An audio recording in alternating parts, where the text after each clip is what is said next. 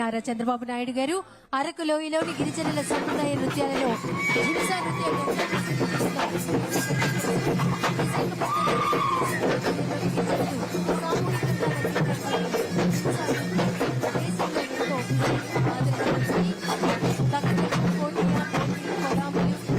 మూకతరులు లాంటి సుమారు 18 గంటలకు చెందిన గిరిజనులు ఈ హింసా నృత్యంలో పాల్గొంటున్నారు.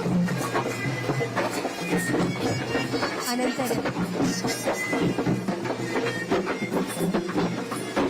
జరుగుతున్నటువంటి సీతంపేట కళాకారులచే జాతపు నృత్యం గౌరవ రాష్ట్ర ముఖ్యమంత్రి వర్యులు శ్రీ నారా చంద్రబాబు నాయుడు గారు సీతంపేట కళాకారులచే జాతపు నృత్యం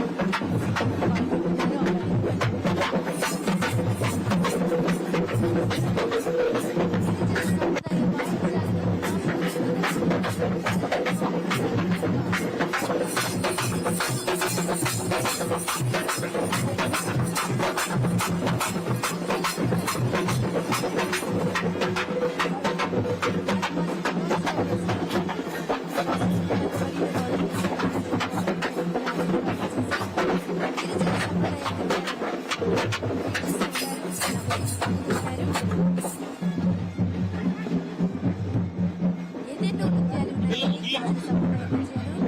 ఒక్కొక్క ప్రాంతంలో ఒక్కొక్క శైలిలో వారు చక్కని అభినయం చేస్తూ ఉంటారు. జాతపు తెగలు మనకి ఆంధ్రప్రదేశ్ ఒరిస్సాలలో కనిపిస్తూ ఉంటారు.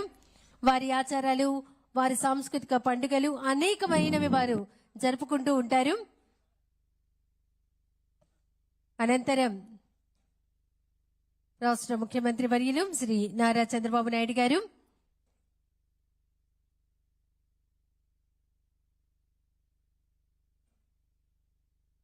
అక్కడ ఉన్నటువంటి ఉత్పత్తులను వీక్షించడానికి విచ్చేస్తున్నారు. అలాగే దానికన్నా ముందు గిరిజన సంప్రదాయ నృత్యాలను పాల్గొంటున్నారు గౌరవ రాష్ట్ర ముఖ్యమంత్రి వర్యులు శ్రీ నారా చంద్రబాబు నాయుడు గారు. ఆంధ్రప్రదేశ్ అడవుల్లోని కోయాటలకు మరింత బలమైనటువంటి సంప్రదాయం రాష్ట్రవారి బస్సులలో మైసూర్ కొమ్ము వీక్షిస్తున్నారు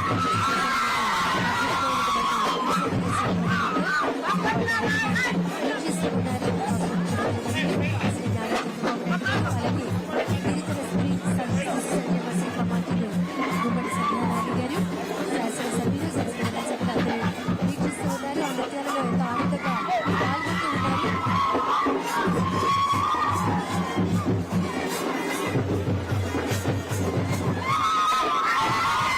అందంగా అలంకరించారు.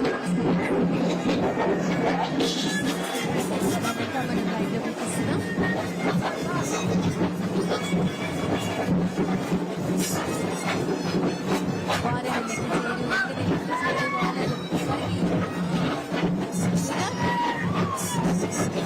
వేదభావము ఉండదు. కొండ కోనలో అవలీలగా తీసుకువెళ్ళేటువంటి గిరిజనులు ఆదివాసులు వారికి కష్టం అడుగడుగులా ఉంటుంది, సంతోషం కూడా ఉంటుంది.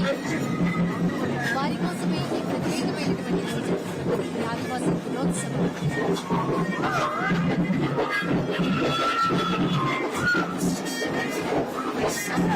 కొమ్ము పోయే నృత్యం చేసినటువంటి బృందంతో రాష్ట్ర ముఖ్యమంత్రి వర్యులు వరవీయులు నారా చంద్రబాబు నాయుడు గారు కూడా రిధం కలుపుతున్నారు.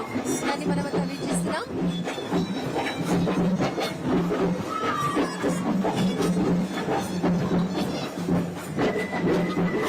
వివిధ రకాలైనటువంటి వారి వచ్చే శైలిలు, అందులో లంబాడీ నృత్యం కూడా ఒకటి. బంజారా వర్గానికి చెందినటువంటి లంబాడీ నృత్యం ఎంతో విశేషమైనది.